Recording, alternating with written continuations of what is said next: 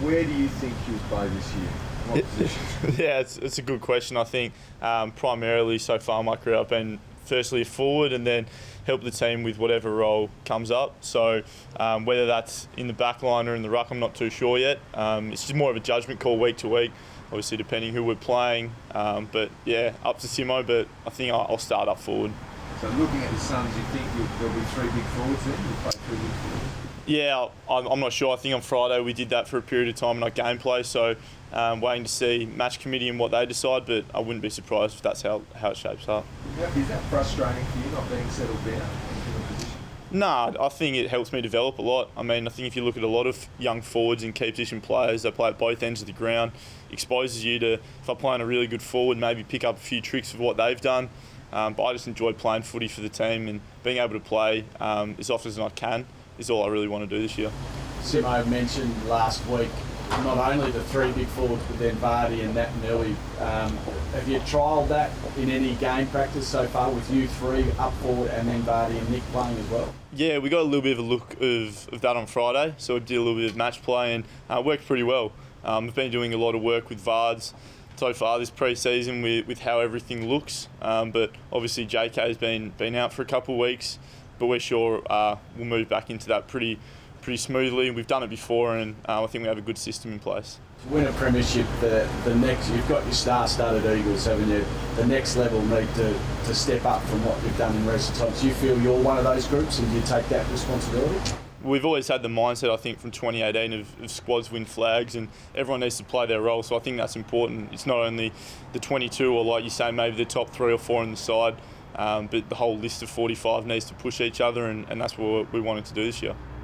Just back on the switching back and forward, Oscar, does that have anything to do with the limited rotations this season and you being able to help out the defenders get off the ground when they need to? Yeah, well, obviously the quarters have gone back to 20 minutes and the rotations have gone down. So doing the math, everyone needs to play a bit more game time. So it's just playing a role wherever it might pop up in a game. And sometimes that might mean players playing in unusual positions for a period of time just because the rotations are forcing that. So if that happens, it does, and I'll accept the challenge.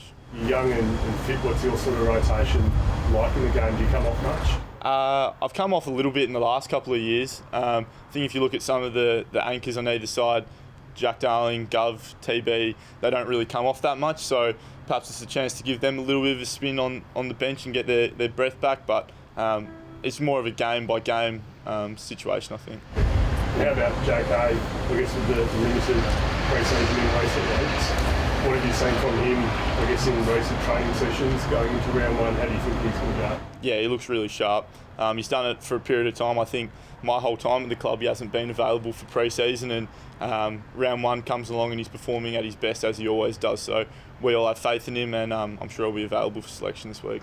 Do you have to be ready then, do you reckon, with Josh? He's such a great player, but at any time he could maybe go down or maybe he's not going to be there or the transition happens. You sort of have to be ready, have your head ready to be the full forward, to be the big forward? I suppose so. I mean, it's like anyone. Anyone can go down at any moment. We'll have to shuffle, but we've had a pretty good look this pre-season of me and JD working together primarily. And we did it in 2019 as well. I think Josh had some surgery that off-season and wasn't there for the pre-season, but we know what he brings to the table. He's one of the best forwards of our generation, so anytime we have him out there, we're pretty grateful that we do have him. And Boots, so he won't play round one. When you heard that news, what did you think? Yeah, obviously we want him to be out there. He's our captain, leader, and one of our best players.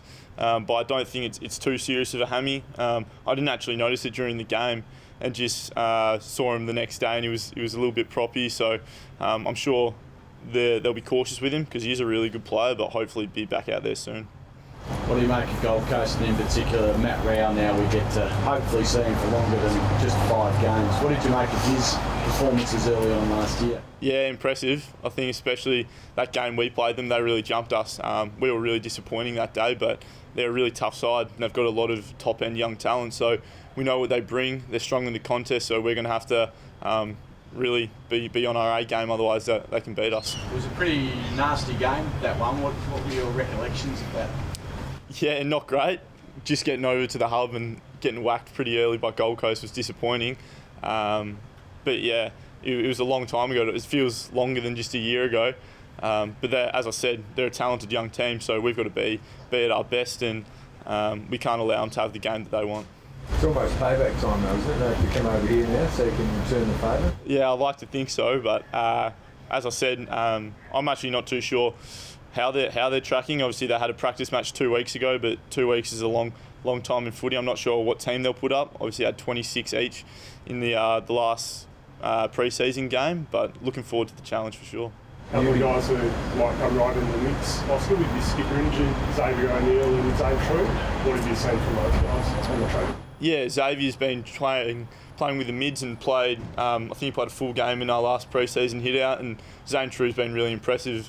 Young kid, 18, being drafted and really taking it up with our best mids, which not many midfielders do in their first pre-season. So definitely excited to see what both of them bring. I'm sure one of them probably will get an opportunity, but I guess we just have to wait and see which one it is. Got a bit of aggression about him, Zane, when he's playing. Is that an asset of his? Yeah, I think he gave Big Nick a fend off early in the pre-season and sent a message to all the boys that he's a strong kid. He's well built and he likes the contest, so that's what we love of our midfielders. So we're excited to see what he brings to the side. So do you think there'll be Nick and you, or do you think there'll be Nick, Vardy and you? In the pre-season we played Nick, Vardy and me, and on Friday we did similar as well, so I wouldn't be surprised if that's what we roll out with on Sunday afternoon. And do you prefer that scenario, not having to work as much? It's whatever gets given to me. I know being a younger player, you probably got to play whatever role the side needs, and I enjoy that. For a long period of time, it's kept me in the side. Probably 2019, there were times I probably could have gone out the side, but my versatility probably allowed me to keep playing. So I'm not quick to forget the faith that the coaching staff have put in me. So I'm really happy to play whatever needs be.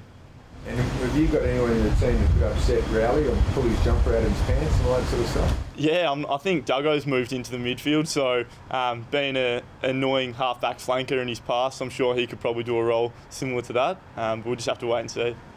Did you recognise Duggo because did he have it cut before the match sim on Friday? Did you recognise how different he looked? Yeah, he got it cut on Thursday and rocked up, and I actually thought he was Xavier O'Neill from behind. He looks a hell of a lot younger and he shaved his face. Definitely a different look. I think he had almost the image that Nick did with his long hair. He could have gone with that for a little period of time, but no, it's a nice haircut. I like it. Is that coach's orders, you reckon? Because maybe the mullet is bloody hard. You have to almost tie it back. Yeah. Spiky or something. Yeah, I'm not sure. I've never really had long hair, probably because I think I tried it last pre-season. I looked shocking. So, I think Simo's pretty good letting the boys do what they want as long as they perform on game day.